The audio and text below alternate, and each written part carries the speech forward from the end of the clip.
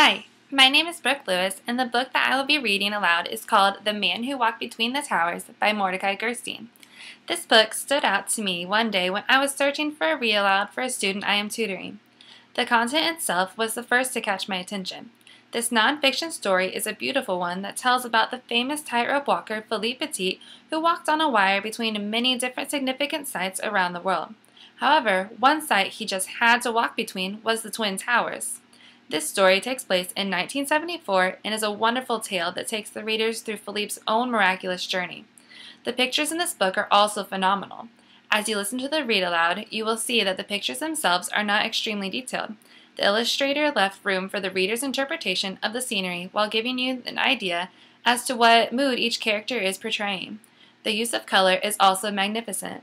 Bright colors are used during times when Philippe is deep in thought, but other times mostly blues and grays are used to help bring the reader's imagination of the city to life. The Man Who Walked Between the Towers is a wonderful story that will touch the lives of readers, connecting their own knowledge of the present and the tragic event of 9/11 and the history of what used to be there. The Man Who Walked Between the Towers by Mordecai Gerstein. Once there were two towers side by side. They were each a quarter of a mile high, 1,340 feet, the tallest buildings in New York City. A young man saw them rise into the sky. He was a street performer. He rode a unicycle and he juggled balls and fiery torches. But most of all, he loved to walk and dance on a rope he tied between the trees.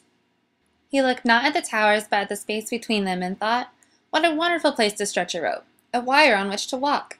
Once this idea came to him, he knew he had to do it. If he saw 3 balls, he had to juggle, and if he saw 2 towers, he had to walk. That's how he was.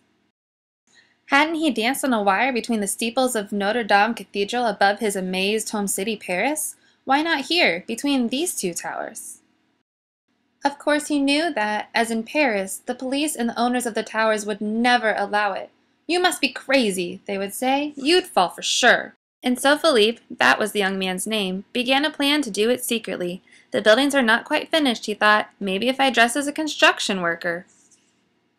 Early on an August evening, he and a friend entered the South Tower.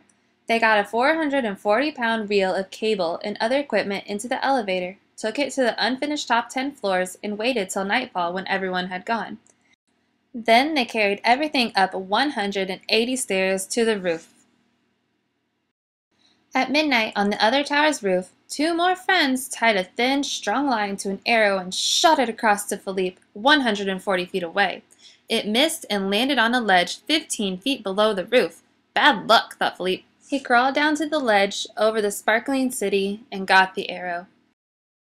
To his line, he tied a stronger line, which his friends pulled back to their tower. To his end of the stronger line, Philippe tied the cable on which he would walk. It was 5/8 of an inch thick.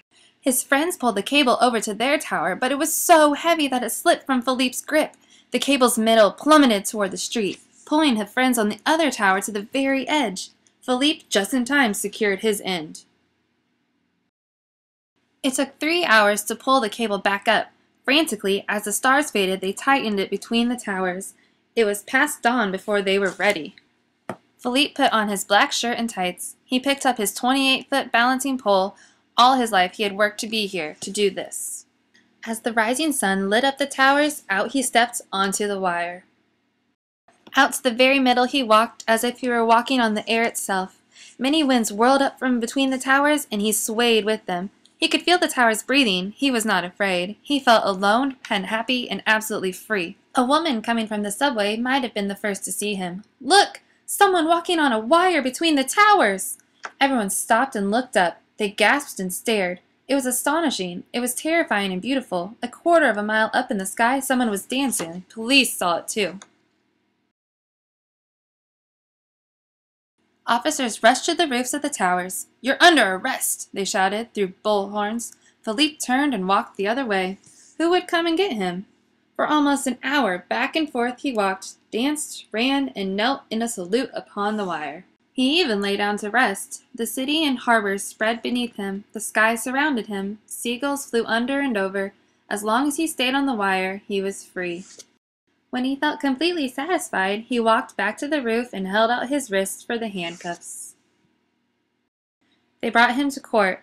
The judge sentenced him to perform in the park for the children of the city. This he did happily, though during his performance some boys playing on his wire jerked it and Philippe fell.